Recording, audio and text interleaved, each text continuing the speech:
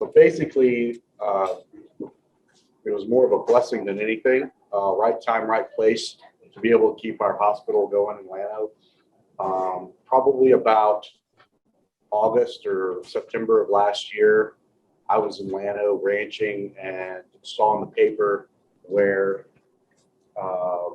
Baylor Scott and White was going to shut down the hospital and focus on their Marble Falls system. With that, I got in between the El Campo crew and the Llano board members and sort of helped facilitate kind of a deal with no intentions of being in the hospital business, because my background was in finance, manufacturing, and now I was happy just ranching cattle.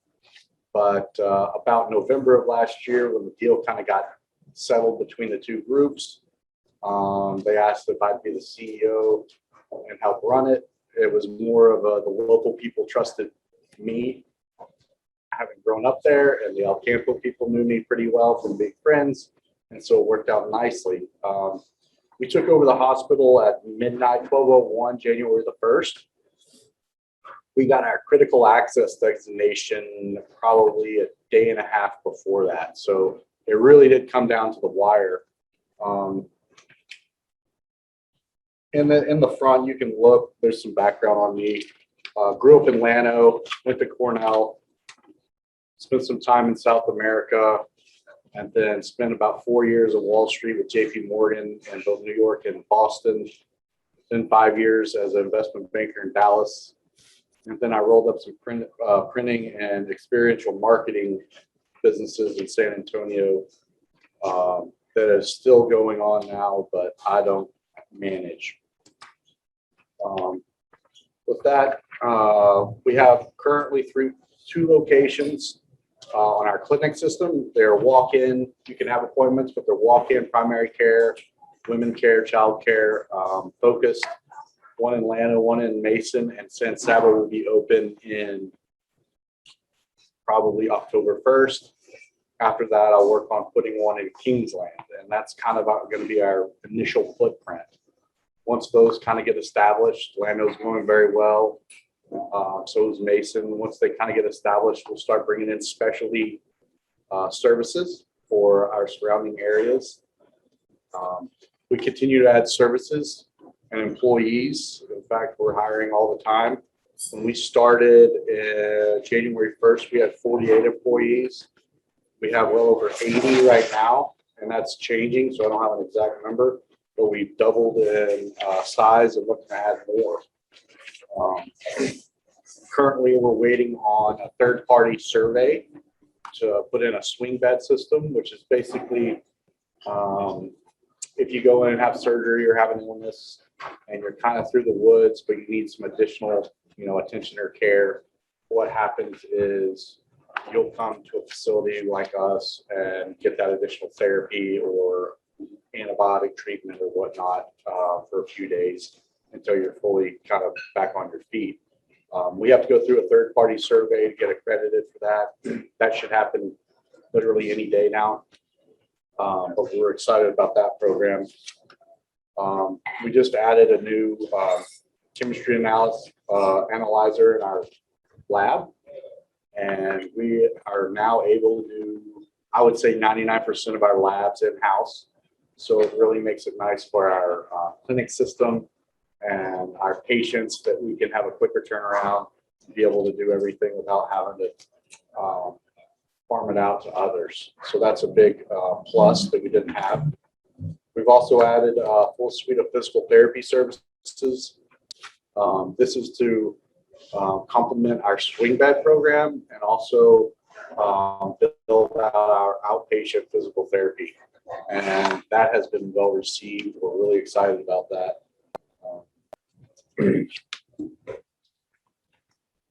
Insurance. When we started, we had a lot of questions about insurance. We take, I want to say all, but I'm going to hedge on that. We take nearly all insurances, and we will match any prices. And so that we have never had a problem with people not being able to use their insurance with us so far of any type. And that has been well received as well. We also for sure take TRICARE. There was a big issue early on that the veterans didn't think they could come and use their TRICARE benefits, but we absolutely do take it. It's more of a problem with the VA approving it than us taking it, but we will take it and work with you on that. Future plans, like I said earlier, we're going to build out probably 1 or 2 more primary care clinics, bring in specialty physicians. We should have our operating room open by the end of the year for minor procedures like endoscopes. We're upgrading our CT scanner to keep up with new technology, and as of October 1st, we will start having MRI capabilities at the hospital, which we hadn't had previously. We've opened up, and it's been also well received. Our cafeteria, we actually have some of the better food in town. For $6.25, you get a full hot meal and drinks, and it's been well received. And we're also opening up a Starbucks in the hospital. That should have been opened a month ago, but with delays in some machinery and the labor shortage, it's been somewhat of a challenge, but we should have that open within the next month. But with that, we probably took over at a 1% admission rate, and today we're at 10%. So our numbers are really good. We've been profitable every month since we've been open, and we just look to keep adding more resources. We are opening up a sleep center in an isolated part of our hospital, the old OB ward. And so we'll have a Hill Country sleep center opening up probably in 2 months. So we're getting everything back online. And so that's really what's happening with us. All good news. I think it was this, we had our Valentine's Day or week freeze. And I think the silver lining to that is everybody realized there was a great need for a hospital in Llano. And not only that, we were luckily in a position to help support some of these other hospitals that, quite frankly, EMS couldn't get to. And so we were taking on a lot that would have otherwise gone somewhere else. But the communities of San Saba, Mason, and Llano, and in the Kingsland have been very happy about our services. And just like I tell everybody in town, the hospital is just like any kind of small town business. You have to use us to keep us because they have to make money. So we're there if you need us, and we're happy to be there. A couple of questions, if you'll repeat the question for those on Zoom. Are the doctors, number of those who were in the area, or did you brought doctors in? And you had a large increase in employees. Where did you find employees? So the question was, are we bringing in new doctors? And we've had an increase in employees. Where are they coming from? The increase in employees have come from other systems around that wanted to come to a more, what I would say, smaller system that is rural focused and locally managed. So that's a little more of a, I don't know what a good example is. It's just a smaller field, even though we're extremely busy. We have brought in outside providers, but we also work really closely with the local providers who are there, the Baylor Scott & Whites and the private primary care doctors. They work really close with us because we're local, close, and have a lot of the services they need.